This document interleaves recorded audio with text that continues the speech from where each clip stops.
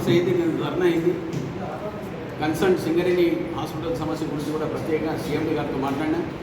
CMD గారు CMO అనే doctor Sujatha గారిని వచ్చి ఇన్స్పెక్షన్ చేయమన్నాడు.